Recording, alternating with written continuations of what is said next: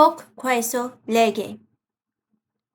Felix aegrotat, in lecto iacet. Flavia medica esse vult. Flavia rogat, dolent ne oculi tui? Felix respondet, oculi mei non dolent. Flavia rogat, dolent ne aures tuae? Felix respondet, aures meae non dolent. Flavia rogat, dolet ne nasus tuus? Felix respondet, nasus meus non dolet. Flavia rogat, dolent ne dentes tui? Felix respondet, dentes mei non dolent. Flavia rogat, dolet ne lingua tua? Felix respondet, lingua mea non dolet. Flavia rogat, dolet ne colum tuum? Felix respondet, colum meum non dolet. Flavia rogat, dolet ne caput tuum?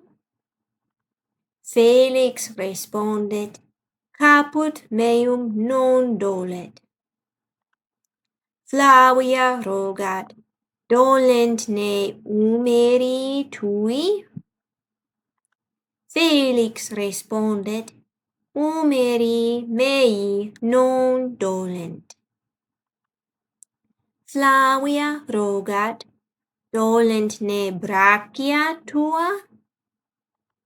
Felix respondet, brachia mea non dolent. Flavia rogat, dolent ne cubita tua? Felix respondet, cubita mea non dolent.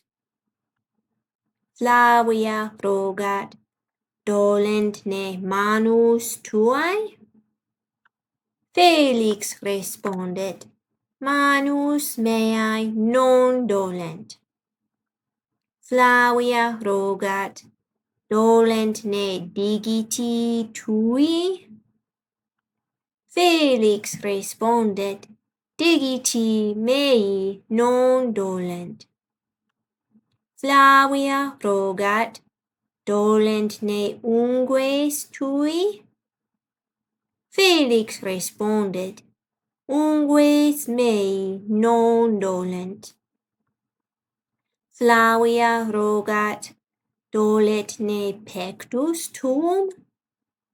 Felix respondet, pectus meum non dolet. Flavia rogat, dolet ne cor tuum?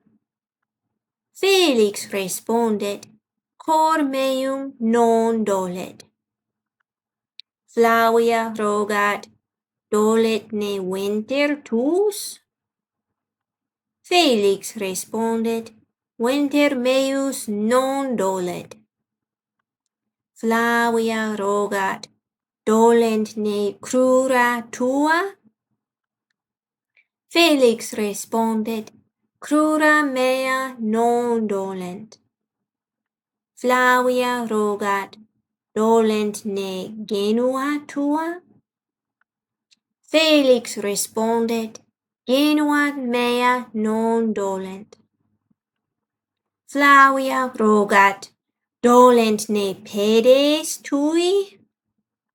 Felix respondet, pedes mei non dolent. Tum ferox venit, ferox dicit, ecce, venter meus dolet, esurio. Felix et Flavia clamant, eheu monstrum, vae nobis! Felix et Flavia